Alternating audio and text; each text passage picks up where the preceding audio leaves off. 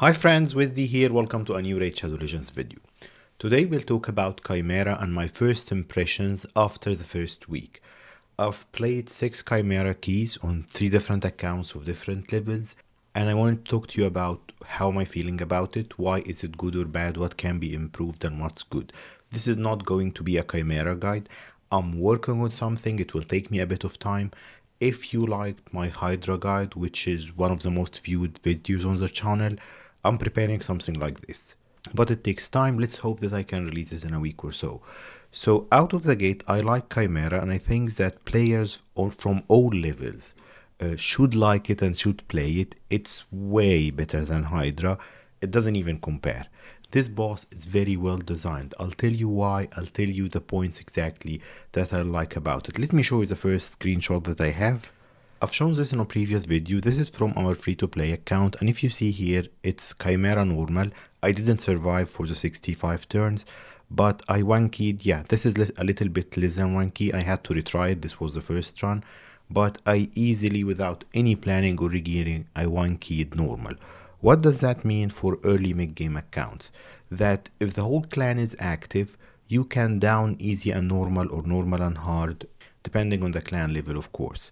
And this means that everyone in the clan will get 4 chests per week with a chance of getting 4 fragments from the mythical champion, meaning that you might even get this champion earlier than Mithrala, depending on how you're doing in Hydra, you and your clan.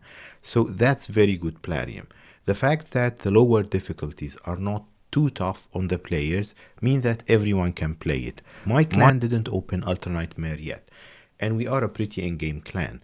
So that means that this mode, this clan boss, has longevity, because if the earlier players can play, get rewards, get a mythical champion and the relics and all of that good stuff, that's cool.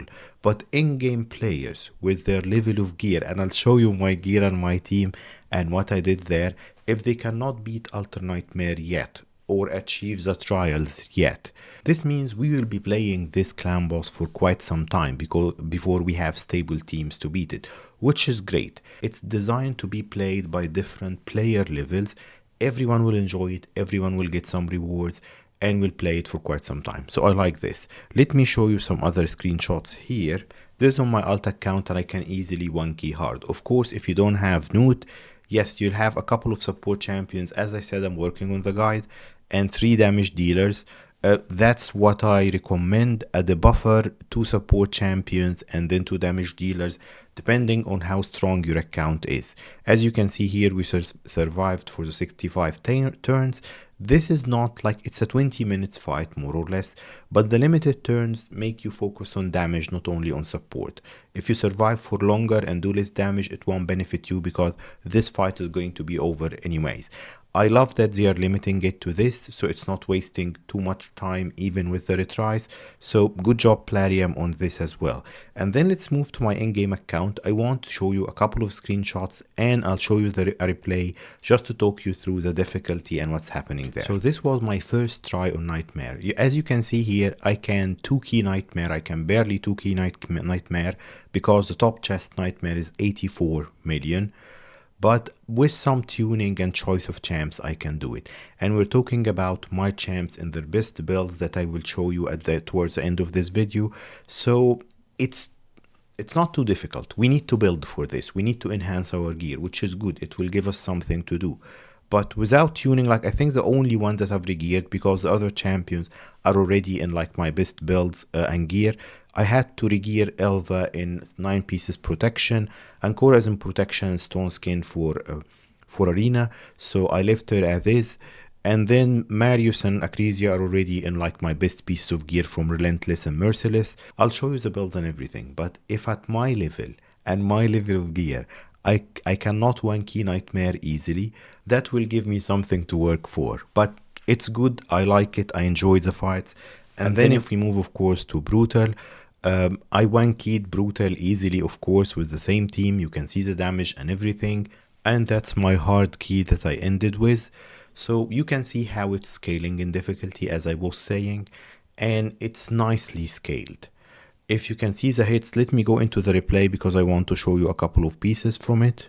As you can see here behind me, so this was my first try. What I was trying to do here, I was trying to use Lydia because decreased defense and weaken is really important for this boss. As you've seen in the screenshots, I ended up not doing it. She might be back for next week. Decreased defense and weaken is very important for this boss. But I was trying to use Ugo for the block buffs and then the 2 damage dealers and Elva. And it didn't end well for me. Let me show you now what happens. Because what I figured out is that you see here, so that's the lion form. It's one of the easiest forms in my opinion to deal with. But when we move to the other forms, like this ram form, it will kill champions. You see here what happened. So this form, it does those hits, those big single target hits. And then that's where someone like Sepulchre Sentinel will help you blocking the damage. But if you have one reviver in the team and it gets killed by the ram form, which also has some sort of reflect damage, so it can kill your damage dealers as well, this run is going to be very short. And that's what I realized. So what I've done here, I put Ancora because I was thinking that having 2 revivers, and then I put Geomancer there. Geomancer proved he's worthy with his passive decreasing the damage, and also his burns, his passive causing damage to the boss. So having 2 revivers is the way to go, but you need also block debuffs, you need also a cleanser, so you need a lot for this boss. As I said, the guide will come up hopefully in a week or so. This is the team I finished with, and as you can see here, so the line form, as I said, is easy. I want to show you just snippets from the other forms. So this is the ram form. As you can see here, it took down my Elva, and I'll show you the stats on her. But because I have Ancora, it was easy. You need to, is Ancora the best in this position? She's one of the good ones, but Pythion might be better. What I'm thinking now is that you need all roles. So you need a cleanser, a healer, and someone who puts up block debuffs regularly. Pythion fits perfectly in this role. We have also Cardiel, and Elva also is one of the great ones for this. We'll talk about options in the guide. But as you can see here, so this ram form, though it killed my Marius, it almost killed my Acresia here, it killed my Geomancer, I can still survive it because I have 2 revivers on the team. And of course, like AoE revivers will be better than single target revivers like Elva or Ancora, but they are still working fine with me. They need to be tanky and fast if you want to do it this way. And then I want to move to the third form. Again, this is not a guide, so I'm just showing you snippets of my first week and impressions there. Okay, so this is the third thing that I wanted to show you, or the third form, the Viper form. It puts that crazy debuff and poisons, and it wipes even your revivers and cleansers and healers. That's why you need your top gear for this. But like I said, on lower difficulties, that's not a problem. Even if you get killed, you do damage fast enough, you get your 1 key on normal or hard, whatever you can beat, and then the whole clan will get their reward. Now if you go to the channel, I put up this poll last night, so it's almost 10 hours, 16 hours now. Yeah, you can see it here on the screen. We have 67 votes whether Chimera is more enjoyable than Hydra or not.